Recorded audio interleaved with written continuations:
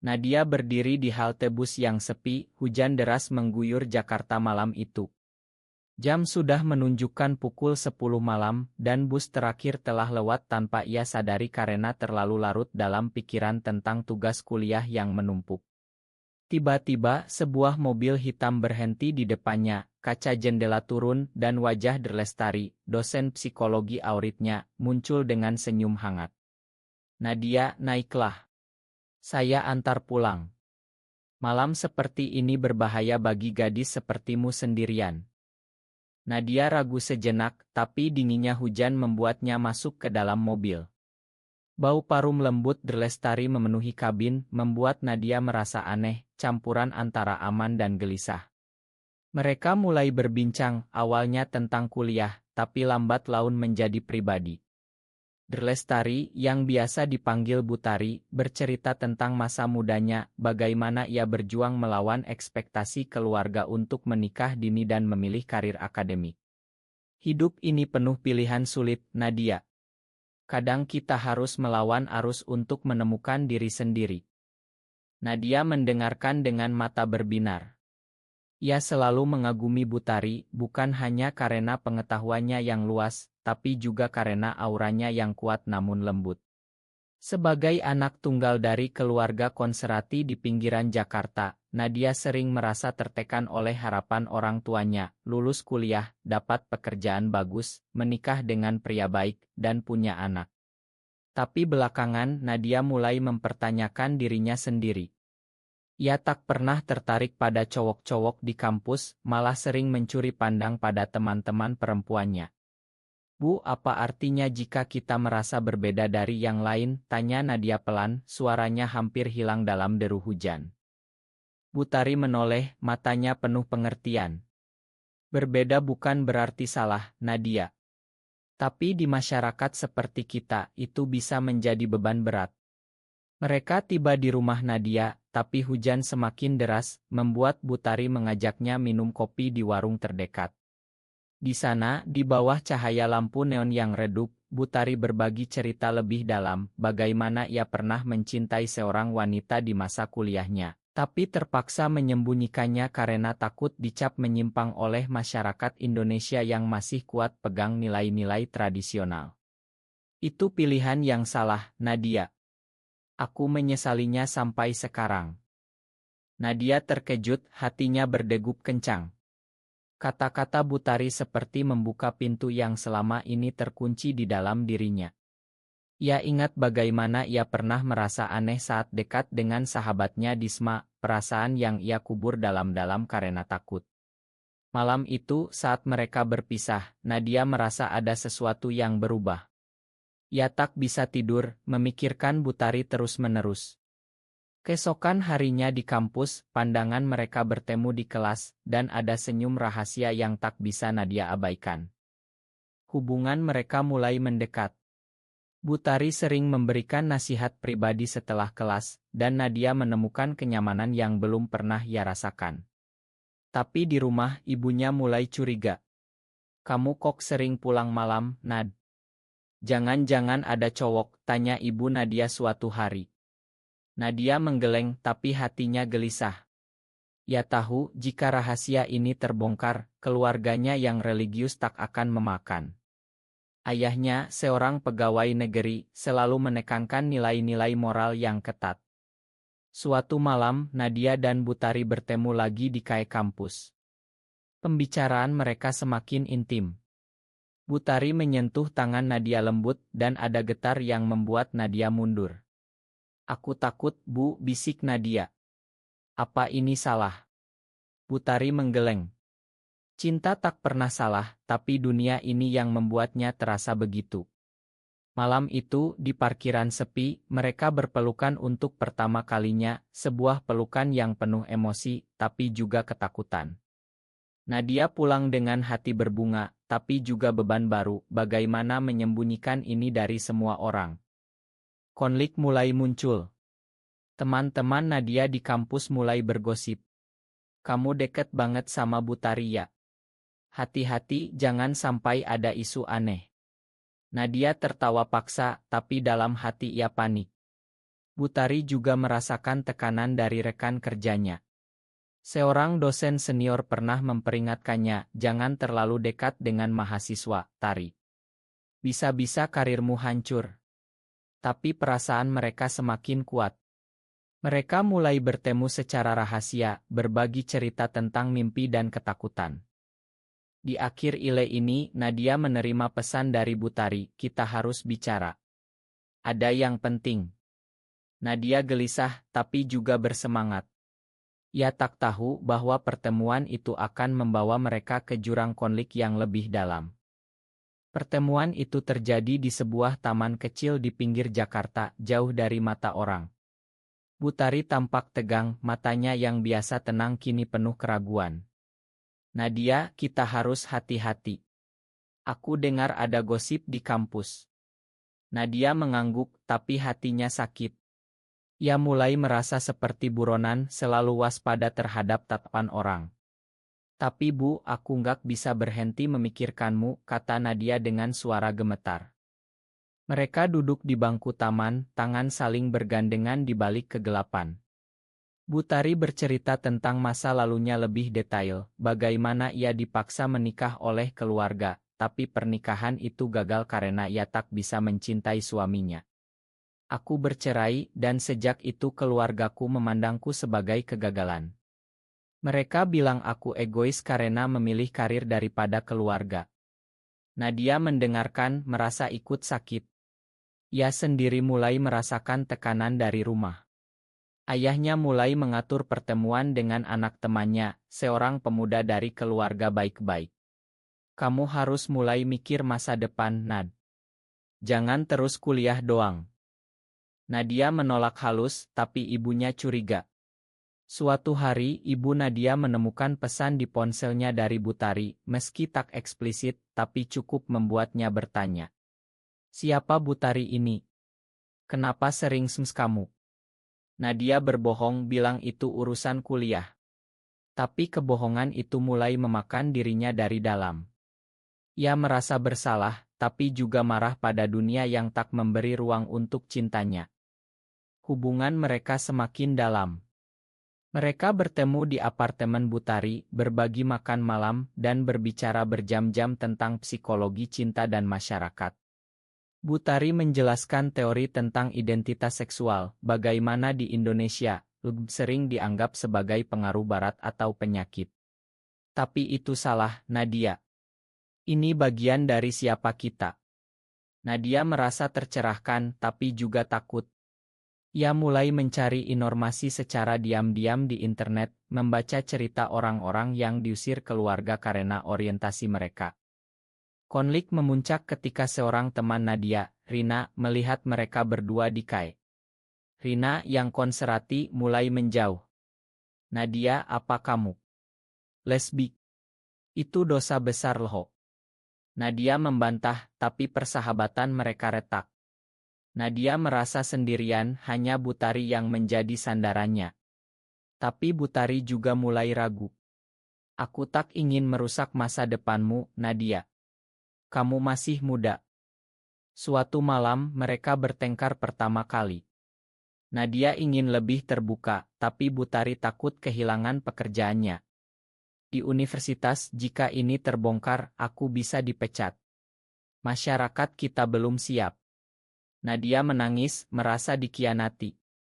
Jadi kita harus sembunyi selamanya. Pertengkaran itu membuat mereka berpisah dengan hati sakit. Nadia pulang, tapi di rumah, ayahnya menunggu dengan marah. Ia telah mendengar gosip dari teman Rinas orang tua. Apa benar kamu dekat dengan dosen perempuan itu? Jangan bikin malu keluarga. Nadia diam, tapi air matanya jatuh. Ayahnya memaksa ia berjanji tak bertemu lagi dengan Butari. Nadia setuju secara lisan, tapi dalam hati ia memberontak. Malam itu ia menelepon Butari, aku tak bisa berhenti, Bu. Tapi bagaimana? Butari diam lama, lalu bilang, kita harus temui keluargamu. Mungkin saatnya jujur. Keputusan itu seperti bom waktu. Nadia gelisah, tahu bahwa kejujuran bisa menghancurkan segalanya. Tapi ia juga tahu menyembunyikan diri lebih menyakitkan. Di akhir ile ini, mereka merencanakan pertemuan dengan keluarga Nadia, tanpa tahu badai apa yang menanti. Pertemuan itu terjadi di rumah Nadia, suasana tegang seperti sebelum badai. Butari datang dengan pakaian formal, mencoba tampak profesional, tapi matanya menunjukkan ketakutan. Ayah dan ibu Nadia duduk di ruang tamu, wajah mereka penuh kecurigaan. Ada apa ini? Kenapa dosenmu datang ke rumah? Tanya ayah Nadia langsung. Nadia menarik napas dalam, tangannya gemetar. Ayah, ibu, aku harus jujur. Aku mencintai Butari. Bukan sebagai guru, tapi sebagai pasangan. Kata-kata itu seperti petir menyambar. Ibu Nadia menutup mulut, air mata mengalir. Ayahnya bangkit, wajah merah padam. Apa kau bilang? Ini gila. Kamu pasti terpengaruh. Di Indonesia, hal seperti ini haram. Butari mencoba menjelaskan dengan tenang, menggunakan pengetahuan psikologinya. Pak Bu, ini bukan pilihan. Orientasi seksual adalah bagian dari identitas manusia. Banyak studi menunjukkan itu alami. Tapi ayah Nadia tak mendengar. Ia menuduh Butari merusak anaknya, kamu sebagai dosen malah menggoda mahasiswa. Aku akan laporkan ke universitas. Butari pucat tapi tetap berdiri teguh. Saya tak menggoda siapapun. Ini cinta timbal balik. Pertengkaran memanas. Ibu Nadia menangis histeris, bagaimana dengan masa depanmu, Nad? Kamu mau dicap menyimpang. Keluarga kita apa kata orang? Nadia merasa hatinya hancur. Ia tahu dampaknya, tetangga akan bergosip, keluarga besar akan menjauh. Di masyarakat Indonesia yang mayoritas memegang nilai agama ketat, lesbian sering dianggap sebagai ancaman moral. Nadia ingat berita tentang orang-orang yang dianiaya atau diusir. Malam itu, ayah Nadia mengusir Butari dari rumah. Jangan pernah dekati anakku lagi. Nadia dikunci di kamar, ponselnya dirampas. Ia menangis sepanjang malam, merasa terjebak antara cinta dan keluarga. Keesokan harinya, gosip menyebar di kampus. Rekan Butari mulai menjauh, dan dekan memanggilnya. Ada keluhan dari orang tua mahasiswa. Ini serius, Tari. Karirmu dipertaruhkan. Butari dihadapkan pada pilihan sulit, mundur dari universitas atau lawan tuduhan. Ia memilih lawan, tapi itu berarti kehilangan dukungan dari keluarganya sendiri. Kakaknya menelepon, Tari, kamu gila. Kamu mau hancurkan nama keluarga lagi. Butari menangis sendirian di apartemennya, mempertanyakan apakah cinta ini layak. Sementara itu, Nadia melarikan diri dari rumah, pergi ke apartemen Butari. Aku tak bisa tinggal di sana, Bu. Mereka tak mengerti. Mereka berpelukan, tapi sekarang ada bayang-bayang ketakutan. Nadia mulai mencari dukungan dari komunitas online, tapi ia takut ketahuan. Seorang teman lama yang ternyata juga lesbian memberikan nasihat, di Indonesia, kita harus kuat. Banyak yang berjuang diam-diam. Konflik semakin rumit ketika ayah Nadia datang ke universitas, membuat laporan resmi. Butari diskor sementara. Nadia merasa bersalah, ini salahku. Seharusnya kita tak mulai. Butari menggeleng, tidak, ini perjuangan kita. Tapi di dalam, Butari mulai ragu, memikirkan karir yang ia bangun bertahun-tahun. Di akhir ile ini, Nadia menerima ultimatum dari ayahnya, pulang dan putus dengan Butari, atau diusir selamanya. Nadia harus memilih, dan pilihan itu akan membawa konsekuensi yang tak terduga. Nadia memilih tak pulang. Ia tinggal sementara di apartemen Butari, tapi itu hanya memperburuk situasi. Keluarganya memutus hubungan, tak lagi mengirim uang kuliah. Nadia harus bekerja paruh waktu di KAE sambil kuliah. Aku kuat, Bu, katanya, tapi matanya menunjukkan kelelahan. Butari juga menderita, diskorsinya membuatnya kehilangan gaji, dan gosip di kalangan akademik membuatnya terisolasi. Mereka mencoba bertahan, tapi tekanan sosial semakin berat. Teman-teman Nadia menjauh, menyebutnya penyimpang. Di media sosial, ada postingan anonim yang menuduh Butari sebagai predator. Butari depresi, mulai minum obat tidur. Mungkin kita salah, Nadia. Mungkin kita harus berhenti. Kata-kata itu seperti pisau bagi Nadia. Jadi kamu menyerah. Setelah semua ini, pertengkaran kedua terjadi. Nadia menuduh Butari pengecut, Butari bilang Nadia terlalu naik. Mereka berpisah sementara, Nadia pindah ke kosan teman lebtenya. Di sana, ia bertemu orang-orang dengan cerita mirip, diusir keluarga, diskriminasi kerja. Itu membuat Nadia sadar, perjuangannya bukan hanya pribadi, tapi bagian dari isu sosial besar di Indonesia, di mana undang-undang tak melindungi LGBT dan masyarakat sering memusuhi. Butari sendirian menghubungi keluarganya untuk dukungan tapi ditolak. Kamu memilih jalan itu, tanggung sendiri, kata ibunya. Butari merenung, ingat wanita yang ia cintai dulu, yang ia tinggalkan karena takut. Aku tak mau ulangi kesalahan, gumamnya. Ia memutuskan melawan diskorsi, mengajukan banding ke universitas dengan bantuan pengacara hak asasi. Nadia, di sisi lain, mencoba rekonsiliasi dengan keluarganya. Ia menelepon ibunya, "Ibu, aku tetap anakmu. Tolong pahami." Ibu Nadia menangis, tapi apa kata tetangga? Apa kata Tuhan? Nadia sakit hati, tapi tak menyerah. Ia mulai menulis esai tentang pengalamannya, anonymously, untuk blog LGBT. Rekonsiliasi gagal ketika ayah Nadia datang ke kosan, memaksa pulang. Kamu harus ikut terapi. Ini penyakit. Nadia menolak, dan ayahnya pergi dengan marah. Itu menjadi titik balik, Nadia merasa bebas, tapi juga hilang. Ia kembali ke Butari, makan aku, Bu. Kita harus bersama. Tapi ada pengkhianatan tak terduga. Seorang rekan Butari yang ternyata iri membocorkan bukti lebih lanjut ke media. Berita menyebar, skandal lesbian di universitas ternama. Butari dipecat permanen. Ya hancur, menyalahkan Nadia.